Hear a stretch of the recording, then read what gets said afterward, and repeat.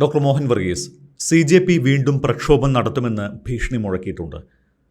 ഡൽഹിയിൽ നടത്തിയ സമരത്തിൽ പങ്കെടുത്തവർക്കെതിരായ കേസുകൾ ഒഴിവാക്കാൻ സർക്കാർ തീരുമാനിച്ചതാണ്. പക്ഷേ FIR എടുത്തവർക്കെതിരെ നിയമ നടപടികൾ തുടരാനാണ് സുപ്രീം കോടതിയും നിർദ്ദേശം നൽകിയിരിക്കുന്നത്.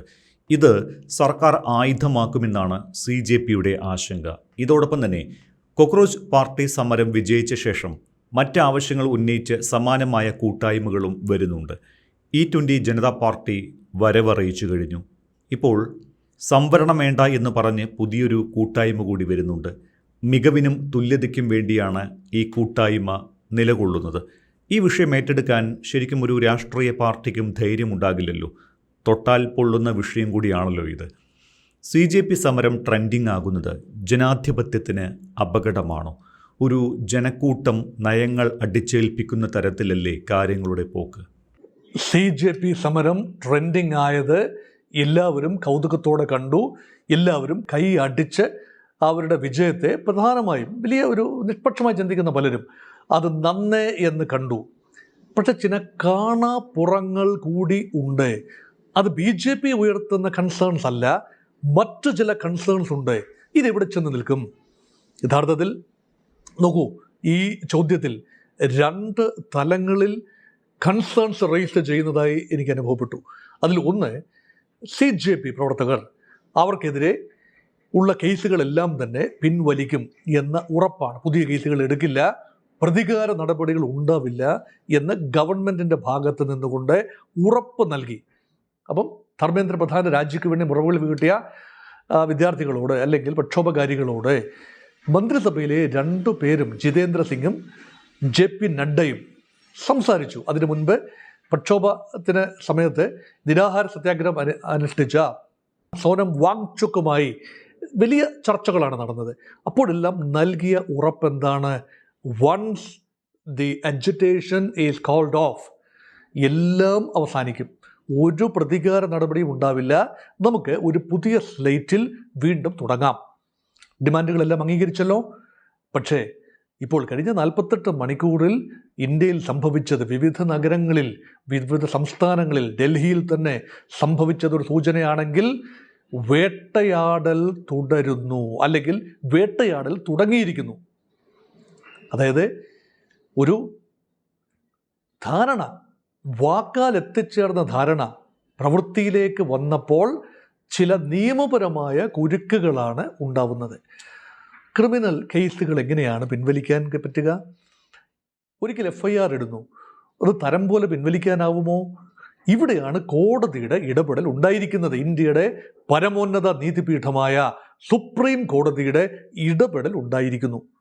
നോക്കൂ, അതേക്കുറിച്ച് പറയുമ്പോൾ ഒരു കാര്യം പ്രത്യേകമായി പ്രിയപ്പെട്ട പ്രേക്ഷകർ ഓർമ്മിക്കുമല്ലോ.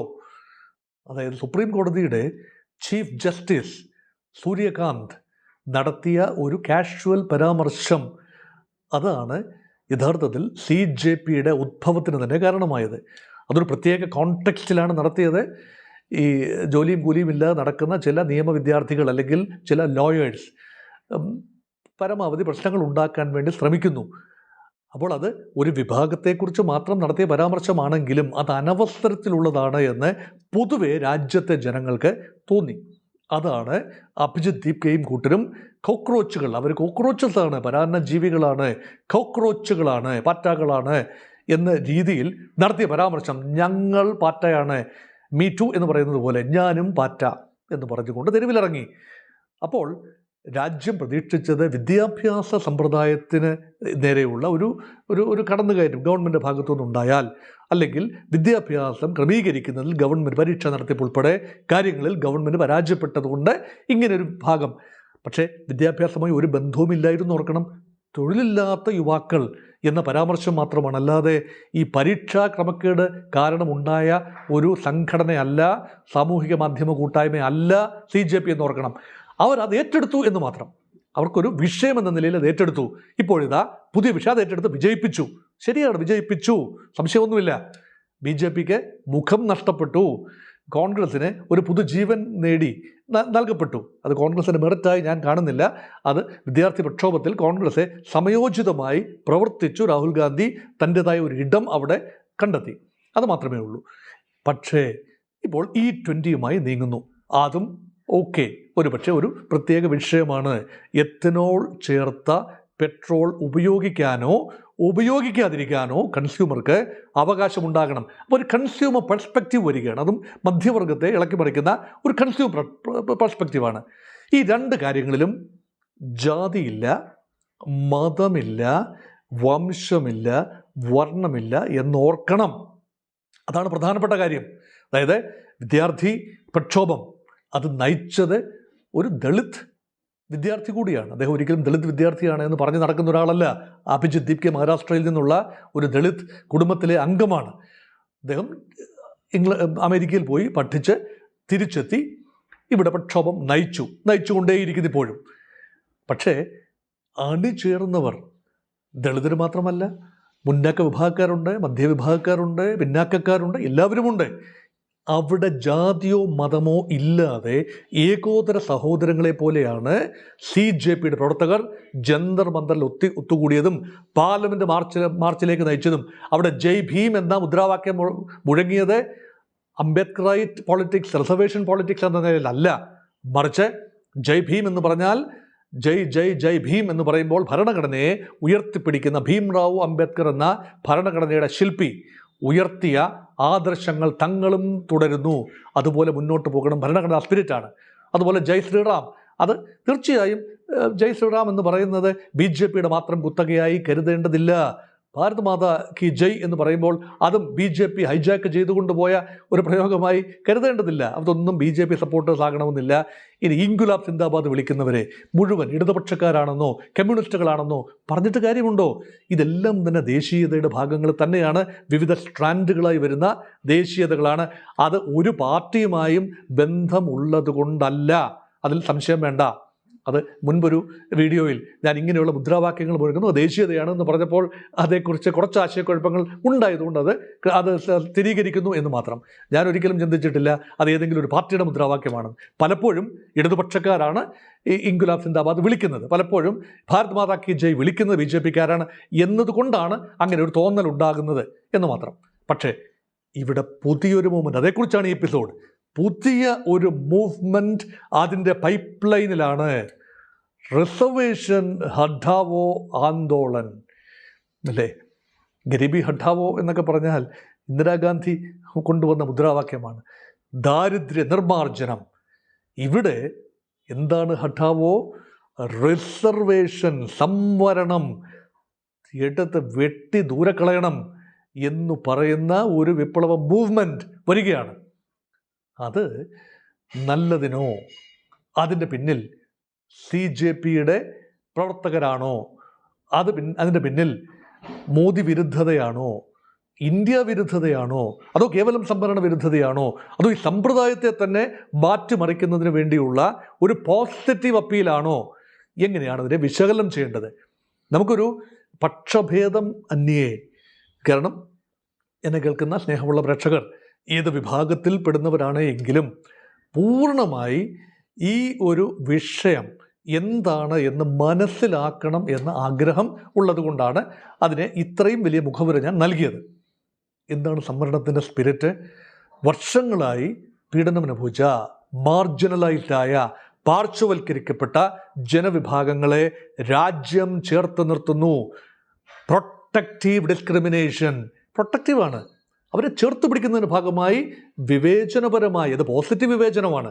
അവർക്ക് കൂടുതൽ അവസരങ്ങൾ നൽകണം, വിദ്യാഭ്യാസത്തിന് വേണ്ടി അവർക്ക് അവസരങ്ങൾ നൽകണം, ജോലിക്ക് അവർക്ക് മുൻഗണന നൽകണം. ഓപ്പൺ കോമ്പറ്റീഷനിൽ ദളിത് വിഭാഗങ്ങളും OBC വിഭാഗങ്ങളും പിന്തള്ളപ്പെട്ടു പോയേക്കാം.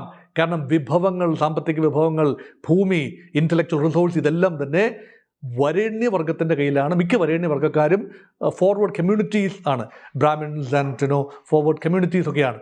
അപ്പം അവരുടെ കയ്യിൽ മാത്രമായി രാജ്യത്തിൻ്റെ പൊതുമേഖലയിലെ ജോലികൾ, ഗവൺമെൻറ് ജോലികൾ ഒന്നും ഒതുങ്ങാൻ പാടില്ല. എല്ലാവർക്കുമായി വിതരണം നടക്കുന്ന ഒരു പ്രക്രിയ ഉണ്ടാകണം. ഇതാണല്ലോ സംവരണത്തിൻ്റെ ബേസിക് ഡോക്ട്രിൻ അല്ലെങ്കിൽ അടിസ്ഥാനം. അതനുസരിച്ചാണ് സംവരണം. വിദ്യാഭ്യാസ സ്ഥാപനങ്ങളിൽ, തൊഴിലിന് ഒക്കെയുള്ള സംവരണം ഓരോരോ 10 വർഷത്തേക്ക് കൂടി സംവരണം വ്യാപിപ്പിക്കത്തക്ക രീതിയിൽ ഓരോ 10 വർഷം കൂടുമ്പോഴും ഭരണഘടനാ ഭേദഗതി, it's A one time thing.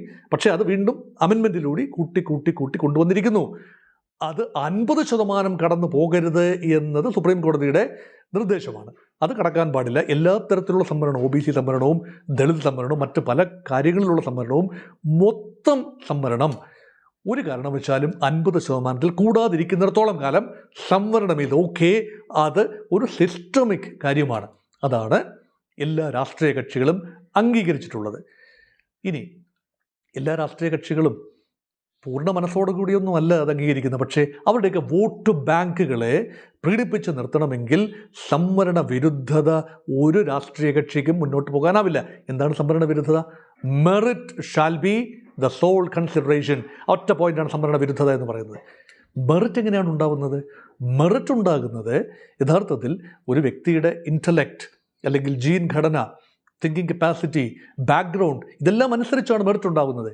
ഒരു വരേണ്യവർഗത്തിൻ്റെ വീട്ടിൽ നല്ല ആഹാരം കഴിച്ച് നല്ല അവസരങ്ങൾ കിട്ടി മുന്നോട്ട് പോകുന്ന ഒരു കുട്ടിക്ക് സ്വാഭാവികമായി നല്ല സ്കൂളിൽ പഠിക്കാൻ കഴിയും, നല്ല വിജയം നേടാൻ കഴിയും. കോച്ചിങ് ഇൻസ്റ്റിറ്റ്യൂട്ടിൽ വൻ തുക കൊടുത്തുകൊണ്ട് പ്രവേശനം സാധ്യമാകും. അവർക്ക് മെറിറ്റ് ഉണ്ടാകും. അപ്പോൾ മെറിറ്റ് ഒരു സോഷ്യൽ പ്രോഡക്റ്റ് അല്ലേ? യഥാർത്ഥത്തിൽ രാജ്യം നൽകുന്ന ഒരു ഒരു ഒരു ഒരു അവസ്ഥയല്ലേ? അതിനെ ദുരുപയോഗപ്പെടുത്തുന്നു എന്ന ഒരു ചിന്ത വ്യാപകമാണ്. അപ്പോൾ മെറിറ്റ് മാത്രം നോക്കുക എങ്കിൽ മെറിറ്റ് അങ്ങനെ ഉണ്ടാകുന്നത് പലപ്പോഴും മുന്നാക്ക വിഭാഗത്തിലെ ആളുകൾക്കാണ്, കുട്ടികൾക്കാണ് മെറിറ്റ് ഉണ്ടാവുക. പക്ഷേ അങ്ങനെ ഉണ്ടാകുന്ന മെറിറ്റിന് ഒരു ജൈവിക സ്വഭാവമില്ല. മത്സര പരീക്ഷകൾ നിരന്തരം കമ്മ്യൂണിറ്റികൾ, ഫോർവേഡ് കമ്മ്യൂണിറ്റികൾ അല്ലെങ്കിൽ വരേണ്യ വർഗം, രണ്ടുമാകാം, economically forward communities and caste based forward communities, ഈ രണ്ടിലും പെടുന്നവർക്കാണ് കൂടുതൽ സാധ്യത. അല്ലാത്തവർക്ക് വല്ലാതെ സ്ട്രഗിൾ ചെയ്യേണ്ടി വരും. കഠിനമായി അധ്വാനിച്ച് പടവെട്ടി odds are heavily against them എന്ന് മാത്രമേ പറയാനുള്ളൂ. അതുകൊണ്ടാണ് പ്രൊട്ടക്റ്റീവ് ഡിസ്ക്രിമിനേഷൻ എന്ന നിലയിൽ നിശ്ചിത ശതമാനം സംവരണം. അത് മണ്ഡൽ കമ്മീഷൻ ഒരു വലിയ രാഷ്ട്രീയ കൊടുങ്കാറ്റ് തന്നെയല്ലേ അഴിച്ചുവിട്ടത്. 1980കളുടെ അവസാനം മണ്ഡൽ കമ്മീഷൻ റിപ്പോർട്ടിൻ്റെ ഇംപ്ലിമെൻറ്റേഷൻ ആയിരുന്നു മുഖ്യ വിഷയം. ആ തരംഗത്തിലേറിയാണ് വിശ്വനാഥ് പ്രതാപ് സിംഗ് കോൺഗ്രസിൽ നിന്നും കലഹിച്ചു മാറി പുതിയ പാർട്ടി ഉണ്ടാക്കി, ജനതാദൾ ഉണ്ടാക്കി, അധികാരത്തിലെത്തിയത്. അങ്ങനെയാണ് ഈ മണ്ഡലൈസേഷൻ ഓഫ് ഇന്ത്യൻ പൊളിറ്റിക്സിന് എഗൻസ്റ്റായി വന്ന ഒരു കോൺഷ്യസ് ഡെവലപ്മെൻ്റാണ് മന്ദിർ ആൻഡ് മസ്ജിദ്, രാമജന്മഭൂമി പ്രക്ഷോഭം, LK അദ്വാനിയൊക്കെ ആളിക്കത്തിച്ചത്, രഥയാത്രയുമായി ആളിക്കത്തിച്ചത് 80കളുടെ അവസാനം 90കളിലും വലിയ ഒരു പോരാട്ടമായി മാറി. അത് മുതലാണ് BJPക്ക് കാര്യമായ ഒരു പ്രാധാന്യമുണ്ടായത്. മണ്ഡലൈസേഷനെ ഒരു നവദേശീയത കൊണ്ട്, ഒരു ഹൈന്ദവ ദേശീയത കൊണ്ട്, രാമക്ഷേത്രത്തിൽ അധിഷ്ഠിതമായ ഒരു ഹൈന്ദവ ദേശീയത കൊണ്ട് മുന്നോട്ട് കൊണ്ടുപോകാം എന്ന ഒരു തിരിച്ചറിവ്, അത് ക്യാപിറ്റലൈസ് ചെയ്യുകയും ഒരിക്കൽ അധികാരത്തിൽ വന്നതിന് ശേഷം എല്ലാ വിഭാഗങ്ങളെയും, ഒരിക്കൽ തിരസ്കരിക്കപ്പെട്ടിരുന്ന OBC വിഭാഗത്തെ ഉൾപ്പെടെ ചേർത്ത് നിർത്തി Narendra Modi technically hails from an OBC community, Modh Ghanchi community in Gujarat. അപ്പോൾ അതൊരു വലിയ കാര്യം. അടിസ്ഥാന വർഗത്തിൽ നിന്നൊരു പ്രധാനമന്ത്രി, പാർശ്വവൽക്കരണത്തിൽ നിന്നൊരു പ്രധാനമന്ത്രി, അതുപോലെ തന്നെ OBCയിൽ നിന്നൊരു പ്രധാനമന്ത്രി എന്ന് പറയുമ്പോൾ അതൊരു വലിയ സന്ദേശമാണ്. ഒരുപാട് OBCകൾ they jumped on to the BJP bandwagon. അപ്പോൾ അതിൻ്റെ നേട്ടം, അത് ദളിത് വിഭാഗക്കാരും വലിയ തോതിൽ BJPയിലേക്ക് ആകൃഷ്ടരായി ദേശീയ ജനാധിപത്യ സഖ്യത്തിൻ്റെ ഭാഗമായി മാറി. മറുവശത്തെ ചില കാസ്റ്റ് ബേസ്ഡ് പാർട്ടികൾ, സമാജ്വാദി പാർട്ടി പോലെ, ബഹുജൻ സമാജ് പാർട്ടി പോലെ, അല്ലെങ്കിൽ രാഷ്ട്രീയ ജനതാദൾ പോലെ ഉള്ള കക്ഷികൾ പ്രാദേശിക അടിസ്ഥാനത്തിൽ സംഘടിച്ചു. അവരൊക്കെ പലതും ഇന്ത്യ മുന്നണിയുടെ ഘടകങ്ങളായി മാറി. മുൻകാല സോഷ്യലിസ്റ്റുകളാണ് പലതും. ജാതി രാഷ്ട്രീയം, അതായത് യാദവ് ആൻഡ് മുസ്ലിം കോമ്പിനേഷനിലൂടെ ബീഹാറിലും ഉത്തർപ്രദേശിലുമൊക്കെ വേരോട്ടമുണ്ടാക്കി. പിന്നീട് ദ്രാവിഡ രാഷ്ട്രീയത്തിലൂടെ നേട്ടമുണ്ടാക്കിയ ദ്രാവിഡ കക്ഷികൾ അവർ മാറിയും തിരിഞ്ഞുമൊക്കെ BJPയോടൊപ്പമോ കോൺഗ്രസിനോടൊപ്പമോ മുന്നണിയായി പ്രവർത്തിച്ചു. തമിഴ്നാട്ടിൽ, അങ്ങനെ ആന്ധ്രാപ്രദേശിൽ മറ്റ് ലോക്കൽ ഫോർമേഷൻ, മഹാരാഷ്ട്രയിൽ ലോക്കൽ ഫോർമേഷൻ. ജാതിയെ തള്ളിക്കളഞ്ഞുകൊണ്ട് ഒരു ഫോർമേഷനും നിൽക്കാനാവില്ല. എൻ്റെ പോയിന്റ് ഇതാണ്, neither NDA or India front can disregard caste equation and reservation. അത് മാറ്റി നിർത്തി ഇന്ത്യൻ രാഷ്ട്രീയത്തെ കാണാനാവില്ല. ആ ഒരു പശ്ചാത്തലത്തിലാണ് ഇപ്പോൾ ഇതാ റിസർവേഷൻ ഘാഡാവോ ആന്തോളൻ, റിസർവേഷനെതിരെ ഞങ്ങൾ മെറിറ്റിന് വേണ്ടി ഒന്നിക്കുന്നു എന്ന് പറഞ്ഞുകൊണ്ട് പുതിയൊരു സാമൂഹ്യ മാധ്യമ കൂട്ടായ്മ വരികയാണ്. 5.6 മില്യൺ, അതായത് 56 ലക്ഷം ഫോളോവേഴ്സ് നിമിഷ നേരത്തിനുള്ളിൽ ഇൻസ്റ്റഗ്രാമിൽ എത്തിക്കഴിഞ്ഞു. 56 ലക്ഷം, 56 ഇഞ്ചുള്ള മോദിയുടെ പ്രഭാവത്തെ 56 ഇഞ്ച് ചെസ്റ്റ് എന്നാണല്ലോ പറയുന്ന മോദിയെ കുറിച്ച് ഭംഗിയാന്ത്രയുടെ പറയുന്നത്, അതിനെ കാട്ടപ്പുഴക്കാനുള്ള രീതിയിൽ അങ്ങനെ ഇപ്പോഴുള്ള 56 ലക്ഷം 5,60,00,000 അതിനേക്കാൾ കൂടിയും വരാനുള്ള സാധ്യതയുണ്ട്. കാരണം ഇതൊരു വൈകാരിക വിഷയമാണ്. അപകടകരമായ 2 തലയുള്ള വാളാണ്. ഒരു തലത്തിൽ പറഞ്ഞാൽ സ്വീകാര്യമാണ്, മെറിറ്റ് ഷുഡ് ബി കൺസിഡേർഡ്. ഒരുപാട് പേര് മെറിറ്റ് ഉണ്ടായിട്ടും പിന്തള്ളപ്പെട്ടു പോകുന്നത് അവർ റിസർവേഷൻ കോട്ടയിൽ വരാൻ സാധ്യതയില്ലാത്തത് കൊണ്ടാണ്. തങ്ങളെക്കാൾ മാർക്ക് കുറഞ്ഞവർ, തങ്ങളെക്കാൾ കോമ്പിറ്റൻസ് കുറഞ്ഞവർ, തങ്ങളെക്കാൾ മെച്ചപ്പെട്ട രീതിയിൽ ജോലി നേടി പോകുന്നു എന്നൊരു പരിഭവം പല മുന്നാക്ക സമുദായക്കാർക്കിടയിലും ഉണ്ട്. ആ ഒരു വികാരം ആളിക്കത്തിച്ചാൽ രാജ്യം ആളിക്കത്തും. വളരെ പെയിൻസ്റ്റേക്കൻലി, അത് പൊളിറ്റിക്കലി എഞ്ചിനീയർഡ് ആണെങ്കിൽ പോലും വളരെ കഷ്ടപ്പെട്ടുണ്ടാക്കിയെടുത്ത ശാന്തമായ ഒരു അന്തരീക്ഷമുണ്ട് ഭാരതത്തിൽ. അത് രാഷ്ട്രീയ കക്ഷികൾ ജാതി ഉപയോഗിക്കുന്നു, അത് നെഗറ്റീവാണ്, സമ്മതിക്കുന്നു. പക്ഷേ ഒരു അന്തരീക്ഷമുണ്ട്, ഒരു ഇക്കോസിസ്റ്റമുണ്ട്. ആ ഇക്കോസിസ്റ്റത്തിൽ നിന്നും പൂർണ്ണമായി വിഭിന്നമായി പൊതുമേഖലയിലും ഗവൺമെൻറ് മേഖലയിലും സംവരണം, വിദ്യാഭ്യാസത്തിലുൾപ്പെടെ സംവരണം പൂർണ്ണമായി അവസാനിപ്പിക്കണം എന്ന് പറഞ്ഞൊരു വിഭാഗം മുന്നോട്ട് വന്നാൽ ഒരുപാട് ട്രാക്ഷൻ കിട്ടും. മുന്നാക്ക വിഭാഗക്കാർ ഇന്ത്യയിൽ ഭൂരിപക്ഷമല്ല, അത് OBC തന്നെയാണ്. OBCയും ന്യൂനപക്ഷങ്ങളും എല്ലാം ചേർന്നാൽ മുന്നാക്ക വിഭാഗങ്ങൾക്കുള്ളതിനേക്കാൾ കൂടുതൽ നമ്പേഴ്സ് ഉണ്ടാവും. അതാണ് സത്യം. പക്ഷേ സമൂഹത്തിൽ ഒരു ഡിവൈഡ് കഷ്ടപ്പെട്ടുണ്ടാക്കിയെടുത്ത വർഷങ്ങളായി രൂപപ്പെട്ടു വന്ന ഒരു ഇക്കോസിസ്റ്റമുണ്ട്, ഒരു സാമൂഹിക ഇക്കോസിസ്റ്റമുണ്ട്. ആ ഇക്കോസിസ്റ്റത്തിന് ഭ്രംശം വരുന്ന രീതിയിൽ യഥാർത്ഥത്തിൽ ഇങ്ങനെ ഒരു പ്രക്ഷോഭം വന്നാൽ അത് വൈകാരികമാണ്. CJP എന്നത് അത്ര വൈകാരികമൊന്നുമല്ല. അതൊരു പരീക്ഷാ നടത്തിപ്പുമായി ബന്ധപ്പെട്ട ധർമ്മേന്ദ്ര പ്രധാൻ രാജി എഴുതി വാങ്ങി അതോടെ ഒരു പോയിന്റ് അവർ സ്കോർ ചെയ്തു. പെട്രോൾ ഒട്ടും വൈകാരികമല്ല, പെട്രോളൊക്കെ ആളിക്കത്തുന്നതാണ്. പക്ഷേ പെട്രോൾ വിഷയം, EJP ഉയർത്തുന്ന വിഷയം അങ്ങനെ ആളിക്കത്തില്ല. ഒരുപക്ഷെ അവർക്ക് ഒരു സുഖമായി പെട്രോൾ ലഭിക്കാനുള്ള അന്തരീക്ഷം ഒരുപക്ഷെ ഉണ്ടാകും. പെട്രോൾ ബങ്കുകളിൽ ഒരുപക്ഷെ പെട്രോളും ശുദ്ധമായ പെട്രോളും അത് ഒരു വില, അല്ലെങ്കിൽ എത്തനോൾ ചേർത്ത പെട്രോൾ 20% എത്തനോൾ ചേർത്ത ബ്ലെൻഡഡ് പെട്രോൾ മറ്റൊരു വില, അത് സാധിച്ചേക്കാം, ഇല്ലെന്നൊന്നും പറയുന്നില്ല. പക്ഷേ ഇതൊരിക്കലും സാധ്യമാവുന്ന ഒന്നല്ല. നിലവിലെ രാഷ്ട്രീയ വ്യവസ്ഥ അനുസരിച്ച് ഒരു രാഷ്ട്രീയ കക്ഷികളും ഇതിനെ പിന്തുണയ്ക്കില്ല. അങ്ങനെയെങ്കിൽ പുതിയൊരു കൂട്ടായ്മ, ഇതേ സംവരണ വിരുദ്ധ കൂട്ടായ്മയ്ക്ക് വലിയ പിന്തുണയുണ്ടാകും, വലിയ ട്രാക്ഷൻ ഉണ്ടാകും. ഒരു രാഷ്ട്രീയ കക്ഷിയായിട്ട് രൂപപ്പെടുകയാണെന്ന് ആലോചിച്ച് നോക്കൂ, എന്തായിരിക്കും അവസ്ഥ? അത് വലിയ രീതിയിലുള്ള വാദപ്രതിവാദങ്ങൾക്കും സംഘട്ടനങ്ങൾക്കും കോലാഹലങ്ങൾക്കും, കാരണം ജീവിതത്തെ ടച്ച് ചെയ്യുന്ന കാര്യമാണ് അല്ലേ. സ്വകാര്യ മേഖലയിൽ ഉൾപ്പെടെ സംവരണം വേണമെന്ന് വാദിച്ചുകൊണ്ടിരിക്കുന്ന കാലഘട്ടത്തിലാണ് പൊതുമേഖലയിൽ ഉൾപ്പെടെ വിദ്യാഭ്യാസ സ്ഥാപനങ്ങളിലെ പ്രവേശനം ഉൾപ്പെടെ സംവരണം ഉണ്ടാകരുത് എന്ന് വാദിച്ച് ഒരു വിഭാഗം രംഗത്ത് വന്നാൽ ഇത് കോക്രോച്ച് ജനതാ പാർട്ടിയുടെ ഒരു പിന്തുടർച്ചയാണ്. അതേ കോക്രോച്ചുകൾക്ക് എന്ത് സംഭവിക്കും? അവർ ചെതറിപ്പോവില്ലേ? അഭിജിത് ദീപ് ദളിത് വിഭാഗക്കാരനാണ്. പലരും ഇതിൻ്റെ വക്താക്കളായി വന്ന പലരും മുന്നാക്ക വിഭാഗക്കാരാണ്. അവരൊരിക്കലും ദളിതരാണെന്നോ മുന്നോക്കക്കാരാണെന്നോ ചിന്തിച്ചില്ല. അവരുടെ മനസ്സിൽ ഡിവൈഡ് ഇല്ലായിരുന്നു. അവരൊരു കോസിന് വേണ്ടി നിന്നു.